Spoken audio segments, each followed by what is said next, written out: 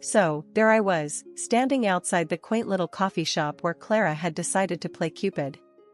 Clara's been my go-to gal since high school, always into stars and numbers and all that jazz. Me? I've always kept my feet on the ground. But here I was, ready to meet Mr. Perfect Match according to her numerology charts. I spotted Clara waving frantically from inside. Pushing through the door, the bell jingled loudly, drawing a few glances. "There you are, Elle. I was starting to think you'd chickened out," Clara teased as I made my way over. "Chickened out? Me? Never," I scoffed, rolling my eyes but smiling. "But remind me again why I let you talk me into these things." Clara's eyes sparkled with mischief. "Because deep down, you know I'm right. Plus, you've gotta admit, your dating pool has been more like a dating puddle lately." "Harsh, Clara. Really harsh," I said, but I couldn't help laughing. That was Clara for you, no filter, but usually right.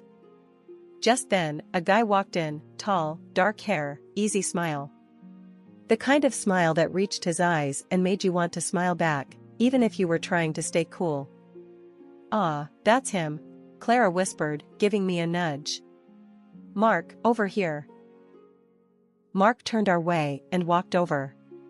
He had a confident stride but not too cocky, which was good. We shook hands, and his grip was just right, not too firm, not too weak. "Nice to meet you, Elsie. Clara's told me a lot about you," he said, his voice warm. We ordered our coffees, and I went for my usual, black, no sugar.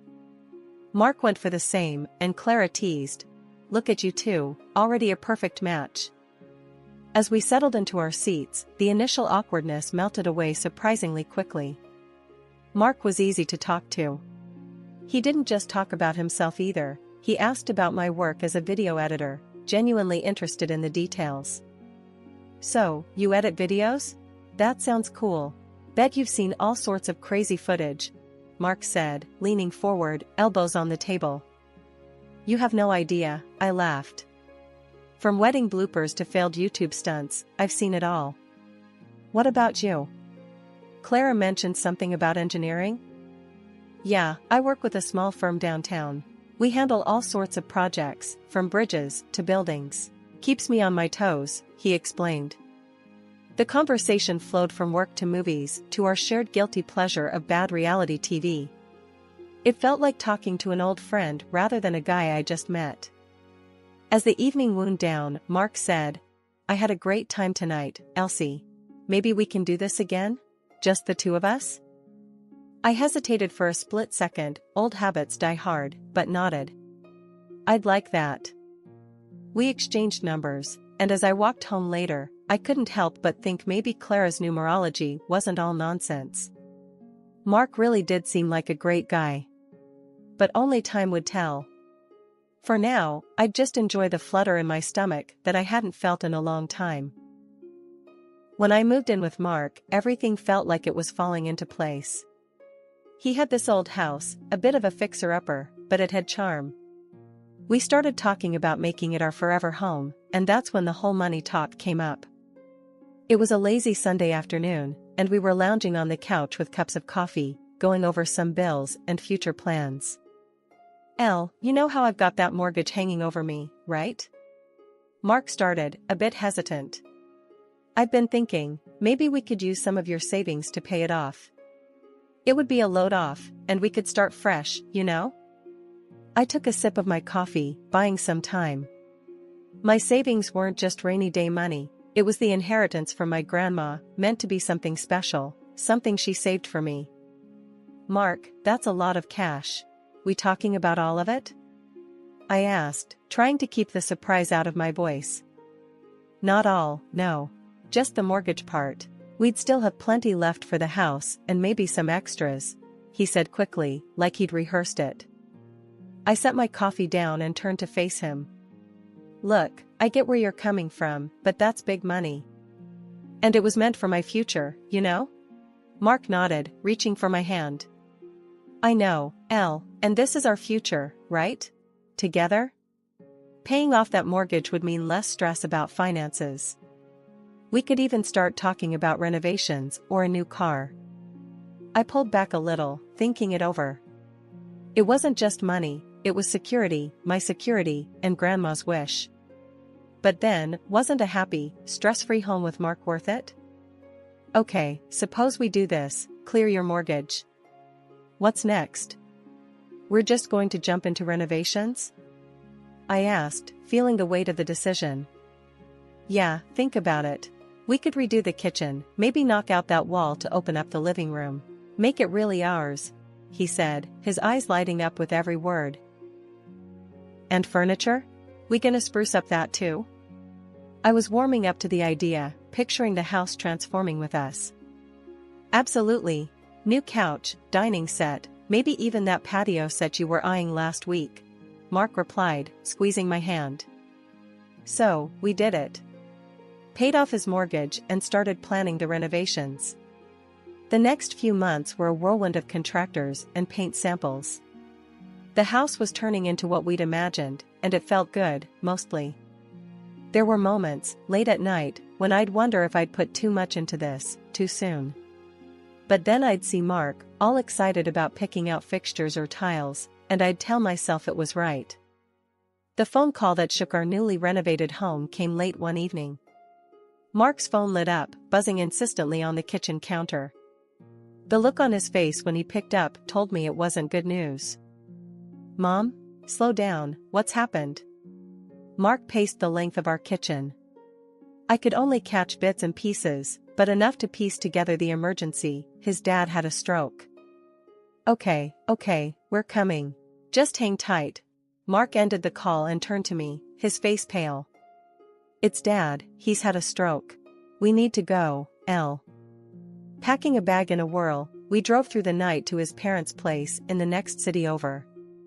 We arrived to find Mark's mom, Linda, a small, wiry woman with more nerves than calm. She was fretting in the doorway as we pulled up. Mark, thank God you're here, she said, pulling him into a tight hug. Then her eyes landed on me. Elsie, you too. Inside, the house was dim, the air thick with tension.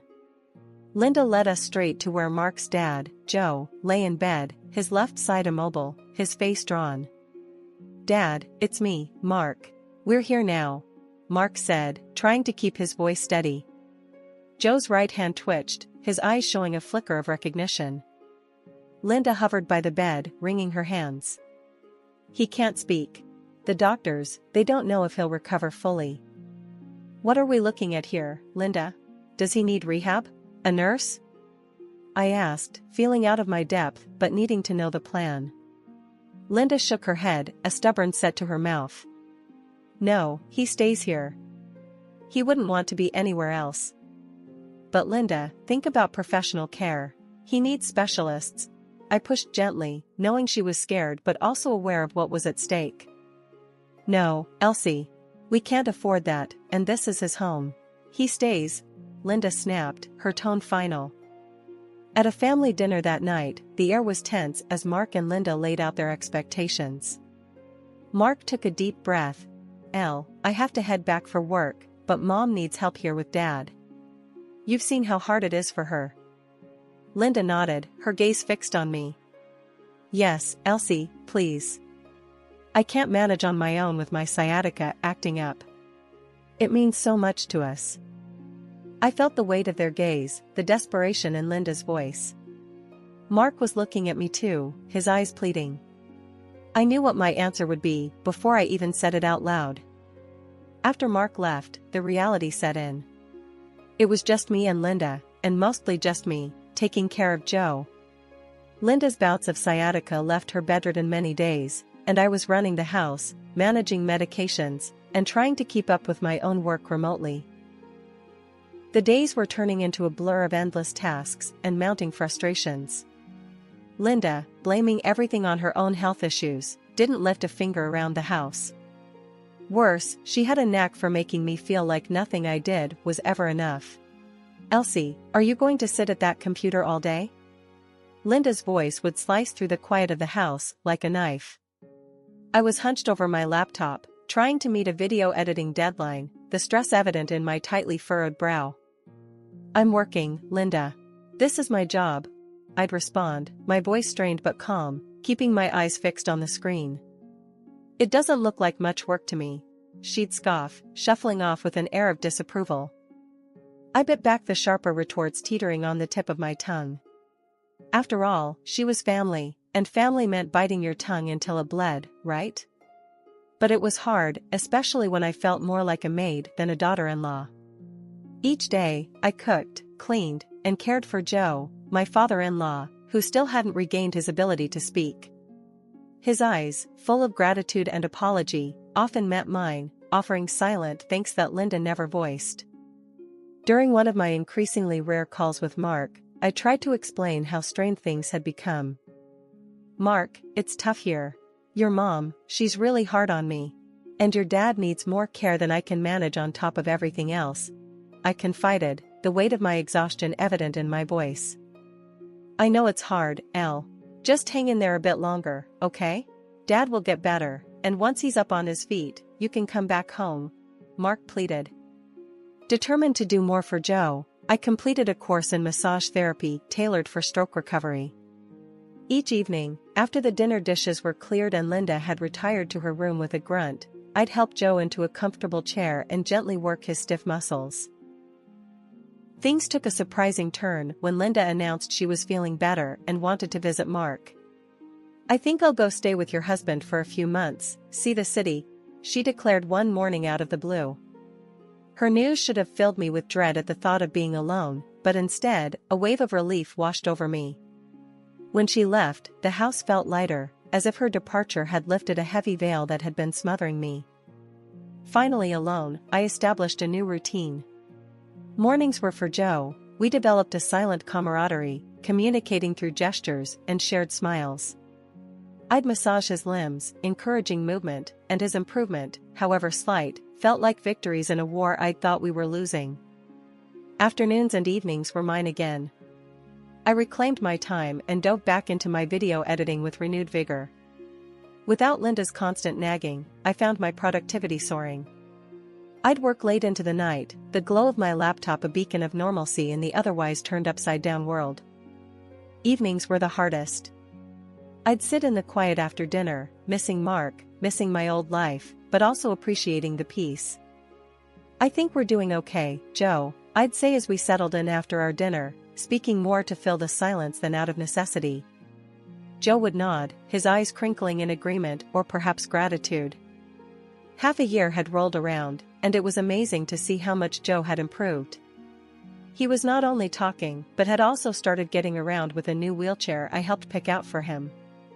It was a game changer. He even began doing things for himself, like making his own snacks and managing his medication, which seriously lightened my load. During this time, Joe and I had grown incredibly close, so much that he started calling me his daughter, which warmed my heart every time he said it. It wasn't just about care anymore, it was about family, about the bond we had formed. One lazy afternoon, we were both in the living room, Joe in his wheelchair, flipping through channels, and me with my laptop, trying to catch up on emails. A thought had been nagging at me for a while, and seeing him so active and independent brought it to the forefront. Joe, can I ask you something? I began, hesitating a bit as I closed my laptop.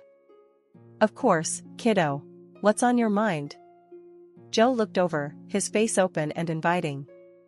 Well, I was wondering, why didn't you ever consider going to a nursing home or maybe even short-term care at the hospital?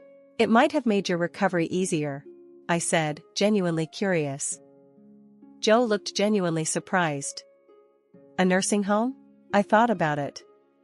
Actually, I wouldn't have minded that at all. I've even got some money saved up just in case I needed to go to a better place than what the basic insurance covers. I frowned, confused. Really? Linda told me you were completely against it, that you wanted to stay here no matter what. She said there was no extra money for anything else. Joe's face hardened slightly. That's not true, Elsie. I never said I wanted to stay here no matter what. And the money, it's there. I guess she didn't want me using it on a nursing home. That conversation left a sour taste in my mouth.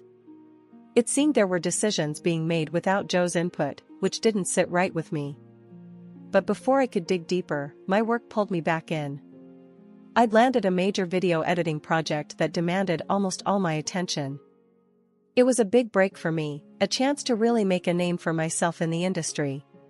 Life settled into a comfortable routine. Joe was doing well, my career was on an upswing, but there was a void where Mark used to be. His visits had become non-existent, and his calls were brief and distracted. Busy at work was always his excuse.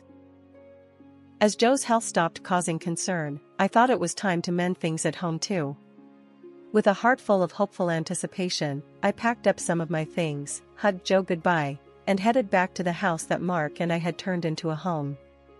It was late evening when I arrived, the neighborhood cloaked in darkness, the familiar glow of our porch light a beacon in the night. But something was off. As I approached the front door, my key wouldn't fit into the lock. Confused and slightly anxious, I rang the doorbell. After a few tense moments, the door swung open, revealing a woman I'd never seen before. "Can I help you?" she asked, eyeing me suspiciously. I live here with my husband. Who are you?" My voice trembled, a mix of confusion and growing dread setting in. "I'm just watching the house for the new owner," she responded, her tone cautious yet firm. "New owner? There must be some mistake. This is my house," I said, the firmness in my voice belying the shock that was starting to take hold.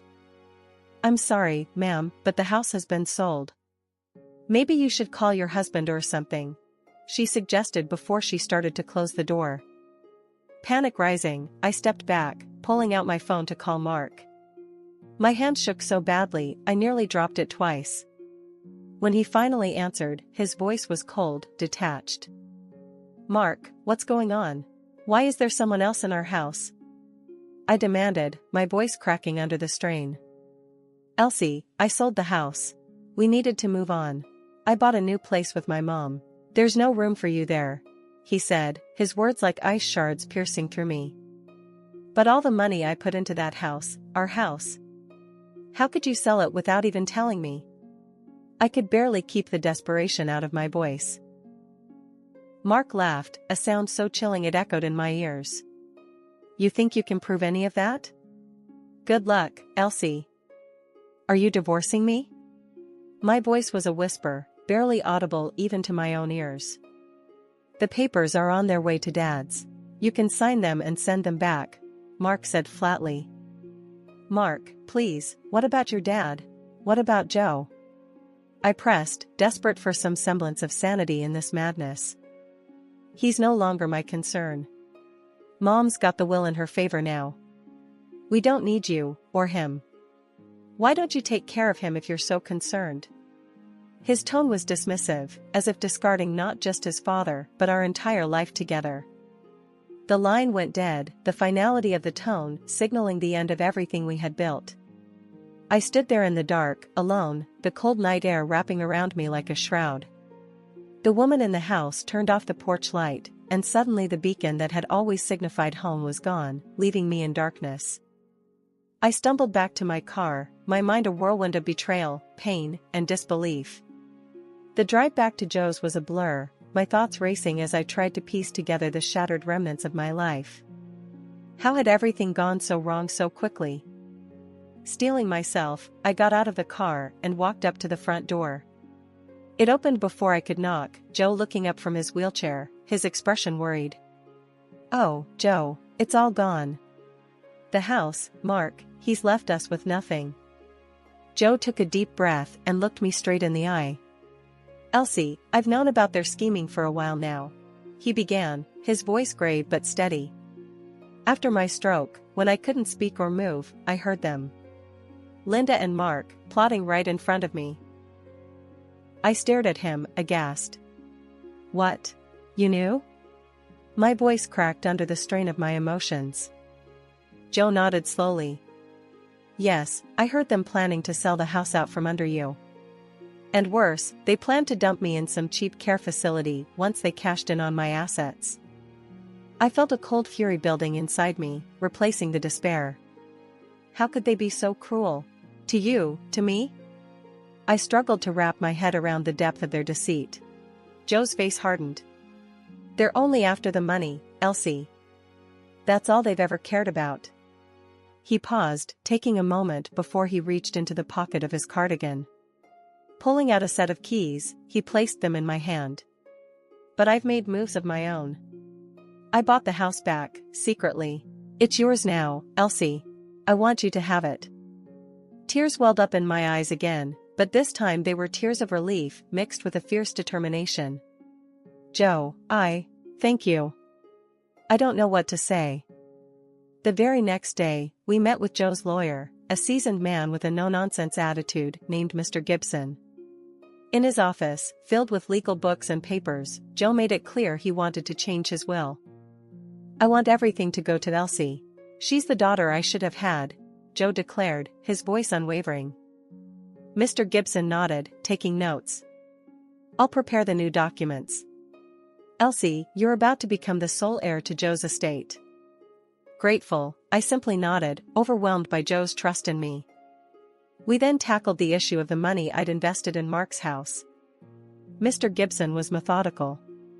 We'll need to prove your contributions to the mortgage. Bank statements, any receipts you might have, witness statements from the bank officials. Fortunately, I'd kept meticulous records. I have everything. We can prove every penny I put in, I assured him, pulling out a folder stuffed with documents. That's good. We'll file for the recovery of your funds. They can't just take what you've rightfully invested, Mr. Gibson said, starting to outline a plan of action. With each step we planned, I felt more empowered, ready to reclaim what was mine and protect Joe from any more harm. When the divorce papers arrived later that week, I signed them without a second thought. I was ready to close that chapter of my life. A week later, Mark and Linda showed up at my doorstep, the house they once called theirs, now indisputably mine. Their faces were the picture of desperation. I had already heard through my lawyer that they were panicking over the lawsuit I planned to file, demanding back the $150,000 I had put into the mortgage. Elsie, please, we need to talk, Mark began, his voice shaky, avoiding eye contact as if the guilt was too much to bear. Linda chimed in, wringing her hands nervously. We're so sorry, Elsie. It all got out of hand. Please, can't we just put this behind us? I leaned against the doorframe, arms crossed, not moved by their distress.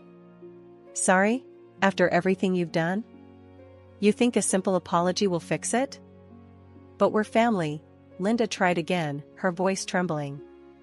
That ship sailed the moment you betrayed me and Joe, I replied sharply, the anger in my voice clear and unyielding. Seeing that their pleas were getting them nowhere, I decided to twist the knife a little deeper. And just so you know, Joe has changed his will. Everything goes to me now. The grin I wore was cruel, sweetened by the justice of it all. Linda's face went pale, and she fainted right there on my new porch. Mark, flustered and embarrassed, had to catch her before she hit the ground. The trial that followed was nothing short of a circus. Mark fought tooth and nail for every cent, refusing to admit that the money I invested was mine. Linda, ever the actress, put on quite a show in court, feigning illness to gain the judge's sympathy. But the evidence was undeniable. In the end, the judge ruled in my favor. The defendant is ordered to repay $150,000 to the plaintiff. The evidence supports her claim unequivocally.